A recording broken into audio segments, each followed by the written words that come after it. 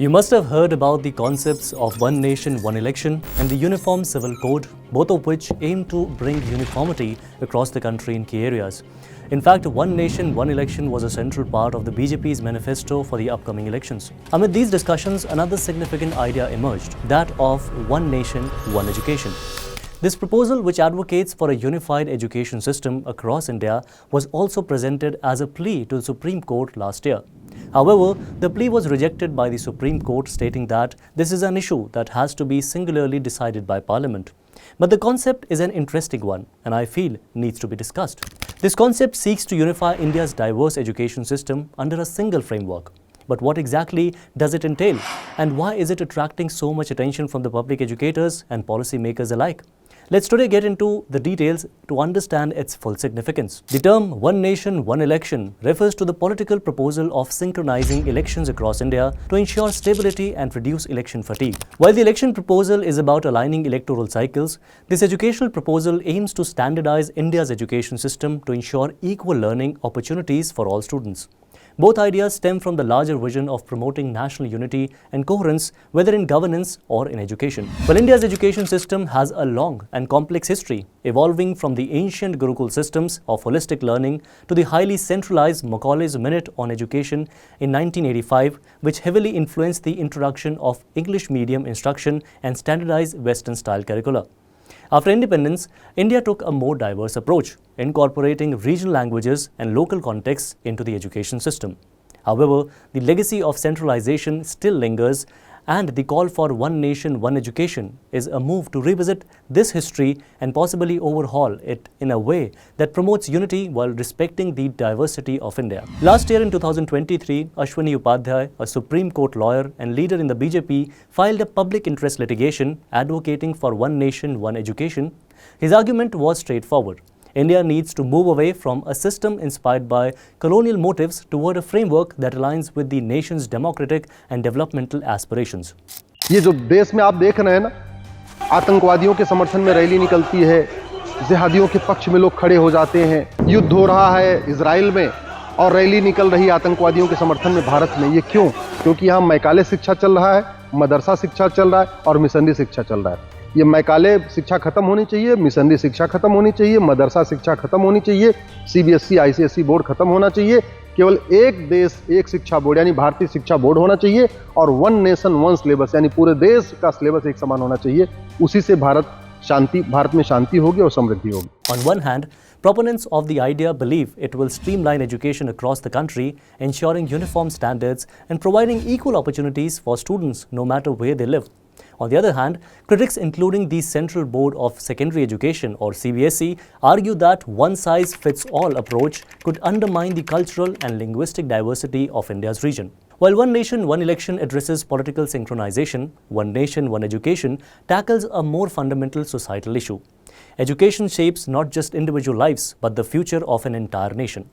A standardized education system could foster national integration, reduce disparities in learning outcomes, and promote a shared cultural understanding, which could arguably have a greater and more lasting impact on India's development than synchronized elections ever could.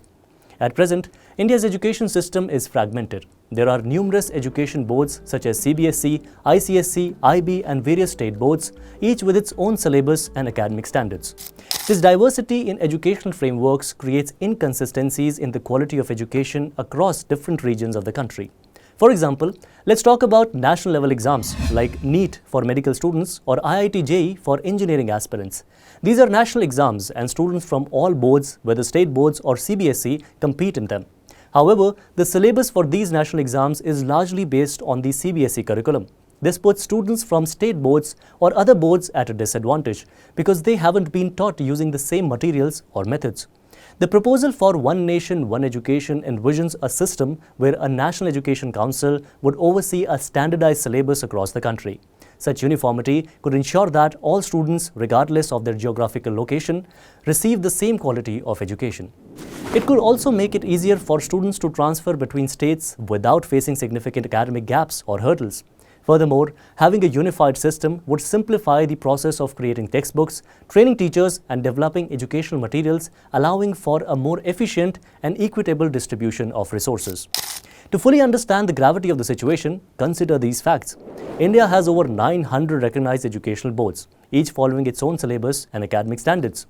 National level exams like NEET and IIT JEE already operate under a unified syllabus for higher education, creating indirect pressure for standardization at the school level. A 2023 report showed that student performance varies significantly across different boards, with students from CBSE schools often outperforming their peers in national level competitive exams. This discrepancy highlights the need for a more balanced and standardized approach to education in India. Ashwani Upadhyay has been vocal about his belief in the benefits of a unified system. He argues that India can only truly progress if it does away with the remnants of the colonial education system introduced by Macaulay. He advocates for a single education board and a common syllabus that will create a level playing field for all students. However, such monumental shift comes with its share of pros and cons. On a positive side, a uniform education system would ensure that all students, regardless of their state or region, receive the same quality of education.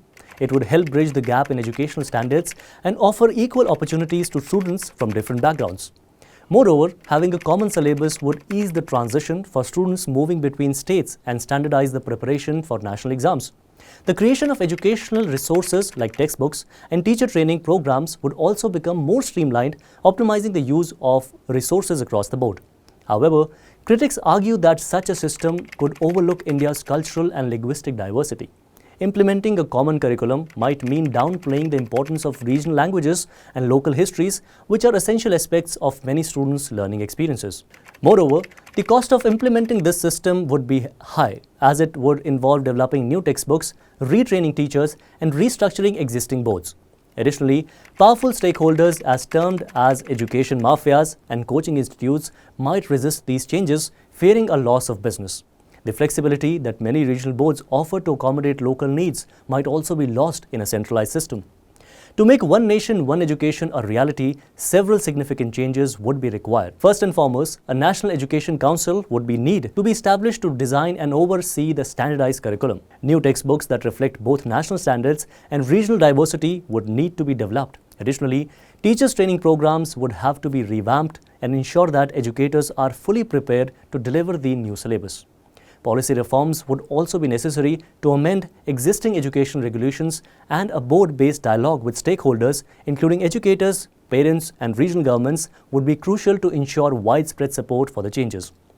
In conclusion, One Nation, One Education does seem to be a transformative vision for India's future. By striving for educational uniformity, the country can hope to achieve greater equity, integration, and academic excellence. However, the journey towards this goal is not without its challenges. It will require careful planning, inclusive dialogue, and the commitment of all stakeholders to ensure that such a system respects India's rich diversity while promoting unity and equal opportunity for all. Thank you for watching, and please let us know your thoughts on whether India should implement the concept of One Nation, One Education.